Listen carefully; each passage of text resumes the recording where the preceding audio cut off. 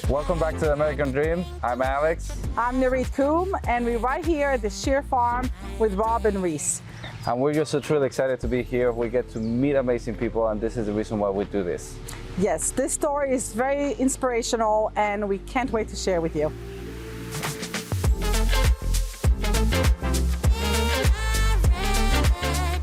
Rob Reece, this is a beautiful place where we are. We're right here at your home, and thank you for opening your home to us. Really appreciate that. You know, we cannot thank you enough for coming to the Scheer farm. We absolutely think it's a slice of heaven right outside of DC. So welcome to the Scheer farm. Yes, we're absolutely here in heaven. So your story, we have to dive right into it. So tell us how it started, where you're coming from, how this all came about. Yeah, so I met Reece 17 years ago. And I remember when I met Reece, I was worried to tell him my story. See, my story's not like most people. I grew up in what we call the foster care system. At the age of 12, I was handed a trash bag. I walked up to my first foster home, and I remember at that moment that my life was different. You know, understanding I actually am the youngest of 10 children. And so knowing that my brothers and sisters were all being split up, we were all going in different places, I just decided that I wanted something better. I wanted to be a part of something. I wanted my community to truly love me, and it's something that I had not felt. So as I was growing up in 15, 16, I thought, oh my gosh, I'm actually gonna make it. I'm gonna graduate from high school. See, understanding that's just not something that children in foster care do all the time. So when I turned 18, it was the fall of 1984, and I'll never forget it. I came home from school, and there it was, something I hadn't seen in years, my trash bag. And I literally was handed my trash bag, and I became homeless. And you were still at school? I was still in school. I was still a senior in high school.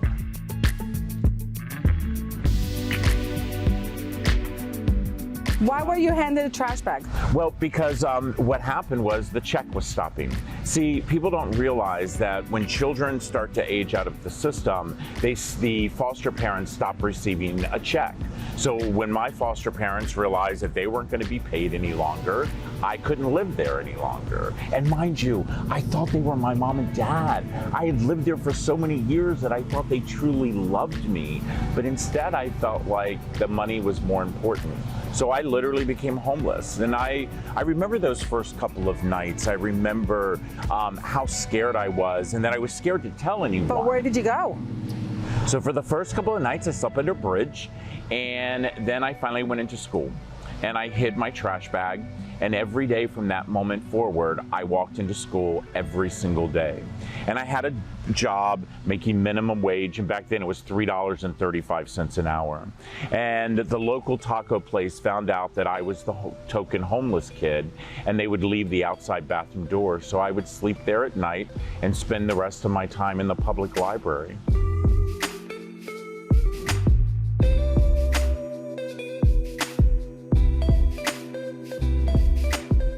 How did you find that will? You actually did finish high school. I actually did. June 1985. I will never forget that day. I remember when they lined us all up in our caps and gowns, and people were screaming and clapping, and then they called my name. I think the thing for me, though, was when I walked across the stage and I heard no one clap and I heard no one cheered. I realized at that moment that my community had truly failed me, that my community had truly did not care that I was disposable. And I walked off the stage and I went to the back parking lot. I didn't even go back to my seat. Right. And for the first time I sat there and I truly cried. I cried for my foster parents because I couldn't believe they had given up on me because of a check. I cried for my biological family, and they were so abusive. And to this day, I have scars because of the abuse. And then I cried for all of you, my community that didn't feel that I was worthy enough to invest in them. So for that, I walked the streets a couple more weeks, and I made a decision. See, there's three things we all get to decide on, and especially children in foster care. Number one, I could give up. Suicide was something that had been playing in my mind for so long. Number two, I could give in. See, you have to understand that foster care is nothing more than a pipeline to a penitentiary.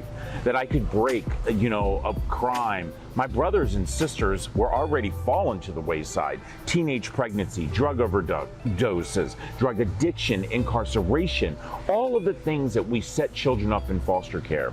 Or I can give it all I got. And for me, I chose to do that. And I chose to join the United States Navy and become a very successful businessman. Amazing, amazing story.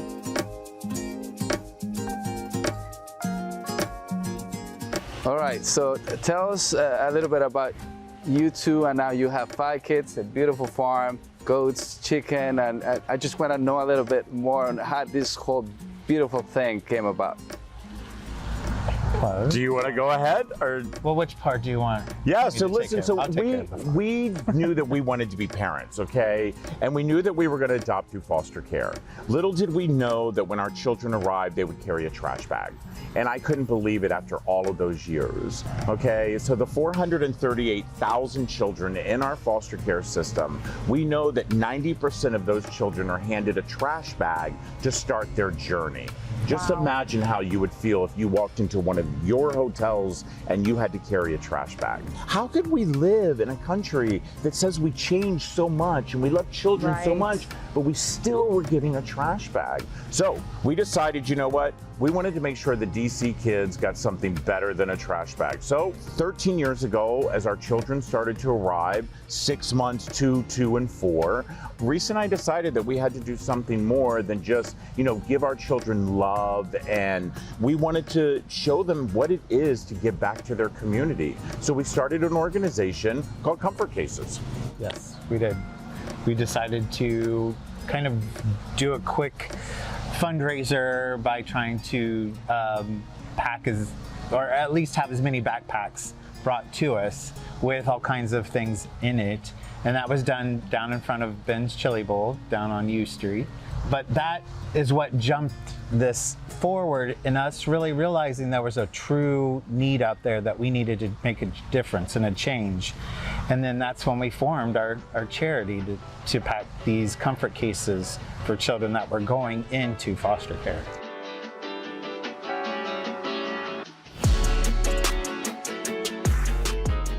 We have packed over 173,000 cases. 173,000 cases, guys. We have delivered them to all 50 states, DC and Puerto Rico. And so you're nationwide. Yeah, and I know I don't have to remind your smart viewers, Puerto Rico belongs to us. Yes, it's surrounded by water, but so is Hawaii, But for us, it wasn't all about the case. What it was about was bringing our community together, okay? See, you must understand, for all of your viewers who watch this show, your community is not your zip code. It's not. Your community is your human race. And what affects people in Darnestown, Maryland, affects people in LA and Austin, Texas. And to us, that's what it was about.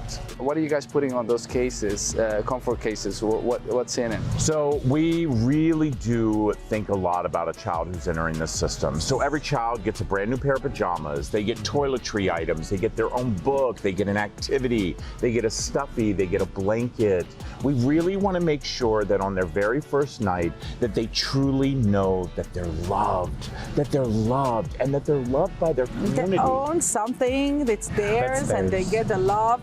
And the book, I love the idea that you added the book. There is no such thing as a used book. There's no such thing. It's only a book that's been loved. It's only a book that's been loved. Always pass books on. So you pack those cases. You have a place here where you do that? We actually do. We have a place in Rockville, Maryland. It's our national headquarters. It's where we ship our cases out. We ship them, as I said, all over the country. We do not charge for our cases. Social workers can go onto our site at comfortcases.org, and they can actually click on order a case, and they can order up to 50 at a time. And we do the exact same model in the UK as well. So now you're international, and now you're in the UK as well. How many foster kids we have in the UK? Right now, 84,000 children are sitting in foster care in the UK.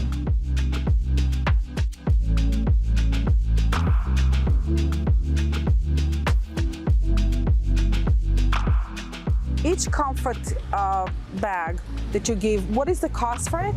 It costs us roughly around $45 per case. And again, $45. we're 96% volunteer ran, and we do not charge for our cases. Gotcha. So we collectively wanted to tell you that, you know, besides doing all this interview, because we're gonna have, you know, so many people watching this, we also wanted to join your cause. Not only by this interview, but I also willing to give you guys something. $3,000. $3,000 to Oh, wow. your Thank you. nonprofit, okay?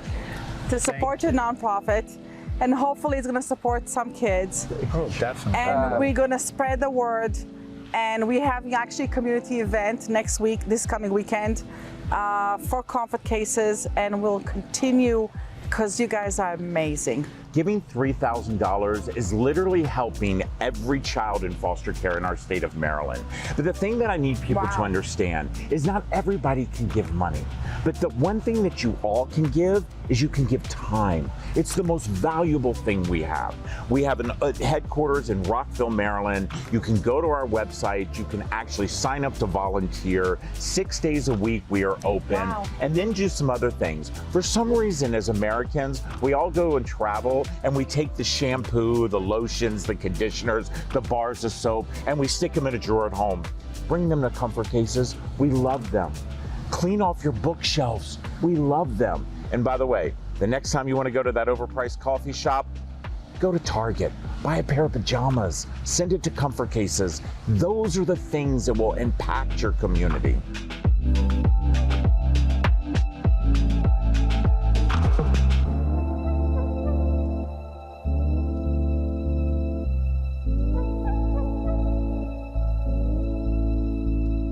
You guys are incredible people. You're making a difference. Your background, it's you know, very touching, and we're just so truly happy to be here, sincerely. Wow. Thank you. Thank you so much. Thank you for this interview. Thank you for just, you know, doing what we all should be doing, which is being good humans. So Yes. thank you. Thank you for who you are, and thank you for having us here in this beautiful farm. I appreciate it, and Thank continue you. this amazing work. Thank you. Absolutely. Keep it up. Thank you. We will. right. Thank you.